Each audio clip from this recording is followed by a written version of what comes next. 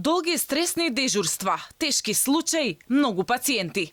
Медицинскиот персонал го преживува хоророт во здравствениот систем. Даваме се од себе, не се откажуваме, но преморени сме, е најчестата изјава од здравствените работници. Зголемениот број на заболени од ковид од почетокот на јуни, како што велат, не им дал можност да земат здив. За премореноста на здравствените работници алармираат и од Унијата на медицински сестри. Тежок е денот работен по целокупната таа заштитна опрема која што ја работите.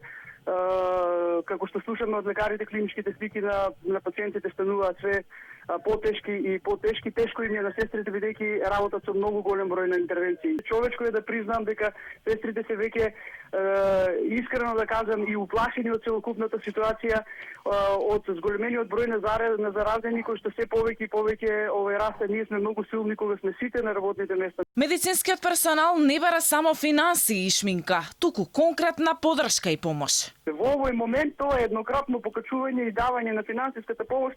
Не знам колку делуваше стимулативно. Не знам по кои критериуми ги направија списоците во здравствените институции, да го немаме законот за нашата професија, во смисла на тоа дека не се потврди нашите интервенции, дека бараме да бидеме на листата на информатичко општество за професии со бенефиции во сопствениот стаж, бараме подместување на старосната граница за пензионирање на медицинските сестри, бараме медицинските сестри да бидат инволвирани во образовниот процес, да се инвестира во едукацијата на медицинските сестри, значи фер плати за медицинските сестри, подместување на коефициентите и така.